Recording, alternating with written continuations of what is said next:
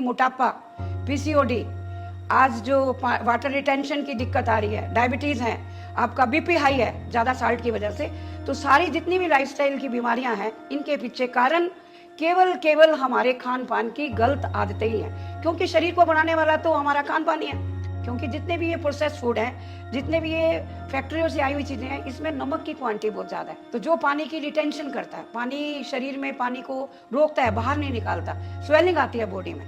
ये हैं डॉक्टर वीना सहगल।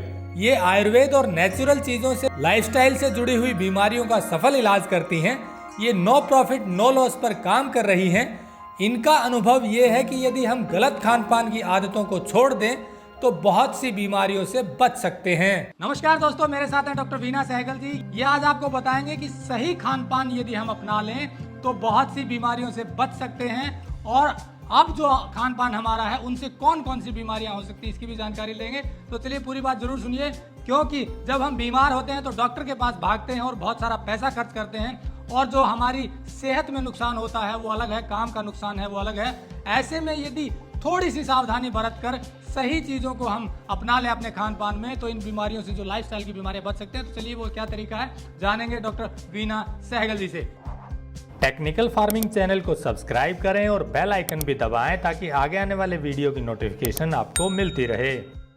जी मैम, खाने पीने की चीज़ों का बीमारियों से जो संबंध बताया जाता है, और आजकल जो बीमारियां बढ़ रही हैं, क्या उसमें खाने पीने की हैबिट का रोल है? दीप जी, बहुत ही अच्छा प्रश्न है। 100% जो हम खा रहे हैं उसका बीमारियों के साथ संबंध है। हम सुनते आए हमेशा कि संतुलित आहार, लेकिन आजकल जो टाइम चल रहा है, जो बच्चों का खान पान है, आप अगर देखें कि हर एज ग्रुप के जो बच्चे हैं आज बहुत कुछ मिलावटी की तो अलग बात करें, लेकिन जो उनकी हैबिट्स हैं खाने पीने की, वो कई तरह की बीमारियों की तरफ जा रहे हैं। जैसे कि एक शरीर को सुचारू रूप से चलाने के लिए 45 एक तत्व होते हैं। हम अगर फूड को कभी बांटते हैं तो 45 तत्व हैं, जिसमें ऑक्सीजन और पानी भी है। ये सारे आपस में एक दूसरे के पूरक होते हैं, जो शरीर को अच्छे तरह से सुचारू रूप से चलाते हैं। सबसे पहले मैं कहूँ कि बच्चा पैदा हुआ 4, 6, 7, 8 महीने तक उसको ब्रेस्ट फीडिंग दी जाती है, और जब उसके बच्चे का सप्लीमेंट का टाइम आता है तो माँ पहले से डिब्बा बंद खाना कि टाइम नहीं है जी, इस तरह की चीज़ों पे आ जाती है। तो बच्चा तो 6 महीने में ही वो प्रोसेस फूड, घर का खाना नहीं दिया जाता, सप्लीमेंट नहीं दिया जाता, तो बच्चे के उसमें कितने सारे फ्लेवर हैं, कितने सारे प्रिजर्वेटिव हैं, उस डिब्बे को पैक करके 1-1 साल तक चलाया जाता है। तो बच्चे को तो 6-7 महीने में ये सब खाने की आदत पड़ जाती है, उसको ये चीज़ों का स्वाद हो जाता है। वीना सहगल जी ने बिल्कुल ठीक कहा।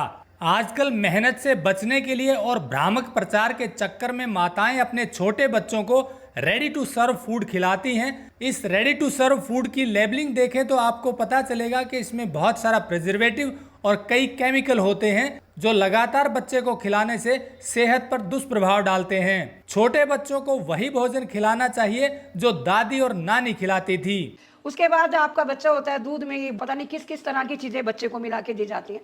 तो इसके अंदर अलग अलग तरह का न्यूट्रिटिव वैल्यू कितनी है, वो पेरेंट्स को चाहिए कि उस लेवल पे देखें कि उसमें कुछ है भी, या सिर्फ फ्लेवर है, या सिर्फ चीनी है। आजकल पेरेंट्स भी बीच में इन्वॉल्व हैं, और बच्चों की जो हैबिट्स चेंज हुई हैं, वो 2 साल, पिछले 2 साल का अगर हम आकलन करें तो हमारे पास कई तरह की लाइफ से रिलेटेड जो बीमारियों का आंकड़ा बढ़ा। बच्चों ने खूब चिप्स खाए घर बैठ के। आलू एक नेचुरल है, लेकिन उसको जो प्रोसेस करके उसको चिप्स के फॉर्म में किया, पता नहीं कितना उसके अंदर सोडियम है, नमक ही नमक है। बच्चों को भरपूर पोषण देने का दावा करने वाले बहुत सारे प्रोडक्ट जो बाजार में आते हैं, यदि आप इनके लेबल पर नजर डालेंगे तो आपको पता चलेगा कि इसमें चीनी, प्रिजर्वेटिव, साल्ट और कुछ केमिकल होते हैं। इसीलिए प्रोसेस्ड फूड की बजाय नेचुरल और रॉ फूड सेहत के लिए कहीं ज्यादा बेहतर है। आज वाटर रिटेंशन, अगर शरीर के अंदर पानी आ रहा है तो वो क्यों आ रहा है? क्योंकि जितने भी ये प्रोसेस फूड हैं, जितने भी ये फैक्ट्रियों से आई हुई चीज़ें हैं, इसमें नमक की क्वांटिटी बहुत ज़्यादा है। तो जो पानी की रिटेंशन करता है, पानी शरीर में पानी को रोकता है, बाहर नहीं निकालता, स्वेलिंग आती है बॉडी में।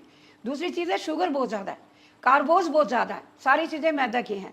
तो मैं ये कहूँगी कि एक बच्चा अगर कार्बोनेटेड बेवरेजेस, जिसमें हमारे कोल्ड ड्रिंक्स हैं, अब हम ये कहते हैं कि ज़्यादा शुगर नहीं, एक कोल्ड ड्रिंक्स में अगर वो एक ही टाइम में 10-12 चम्मच शुगर ले जाता है, तो आज डायबिटीज़ हब क्यों बन रहा है इंडिया? 8 करोड़ क्यों डायबिटिक पेशेंट हैं? क्योंकि यही वजह है कि हम हर चीज़ में शुगर, की मात्रा लिमिटेड नहीं है। अगर एक गन्ना चूस रहे हैं एक नेचुरल फॉर्म में, या हम गुड़ खा रहे हैं और एक खा रहे हैं हम जो हमारी आर्टिफिशियल शुगर है, तो उसमें ज़मीन आसमान का फ़र्क है। हैबिट्स तो टोटली चेंज हुई हैं। जो मोटा अनाज था वो नहीं खा रहे हैं हम, हमारा जो सब कुछ रिफाइंड चीज़ें चल रही हैं। कहने को बेशक लोग कहते हैं कि देसी खांड, लेकिन मैंने देखा है कि अभी भी 90% जो लोग हैं उनको ये पहचान ही नहीं है कि खांड, देसी खांड और बिल्कुल ऑर्गेनिक उसमें क्या अंतर है। तो गाँव में जो चीज़ें मैं देख रही हूँ कि ज़्यादा चीनी वाली चाय, ज़्यादा चीनी का प्रयोग मिठाइयों के तौर पे खाया जा रहा है। तो पहले हम नहीं देखते थे कि डायबिटीज़ शहरों में भी के बजाय गाँवों में भी आ रही है। तो मैं तो 100% मान रही हूँ कि मोटापा, PCOD, आज जो वाटर रिटेंशन की दिक्कत आ रही है, डायबिटीज़ है, आपका BP हाई है ज़्यादा साल्ट की वजह से, तो सारी जितनी भी लाइफस्टाइल की बीमारियां हैं इनके पीछे कारण केवल हमारे खान पान की गलत आदतें ही हैं। क्योंकि शरीर को बनाने वाला तो हमारा खान पान ही है।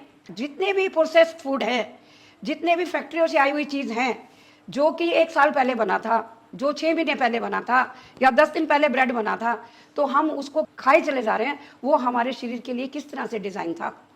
तो नेचुरल चीज़ें जो कुदरत ने हमें डायरेक्ट दी हैं, जिसमें जीवन है।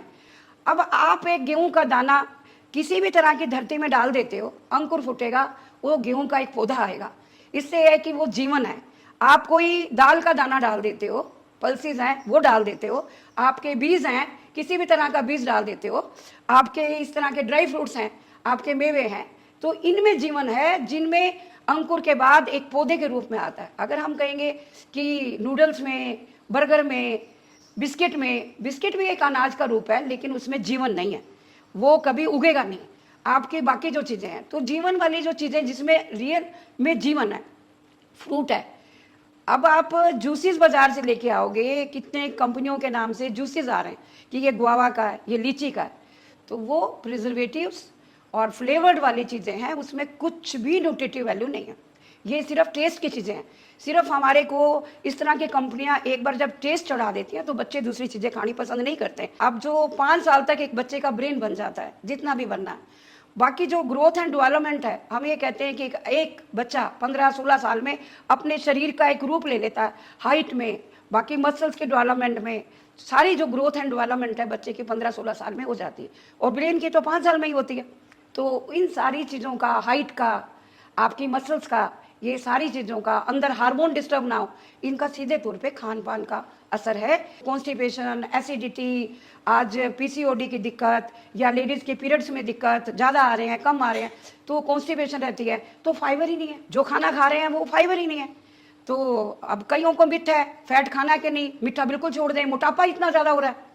तो मैं कहती हूँ छोड़ना कुछ नहीं है, कोई भी तत्व, ये जो सारे तत्व हैं ये हमारे शरीर के लिए बने हैं। फैट का अपना रोल है, चीनी का अपना रोल है, कार्बोज का अपना रोल है, प्रोटीन का अपना रोल है, फाइबर का अपना रोल है, हर किसी का अपना रोल है, लेकिन संतुलन बना के खाना है।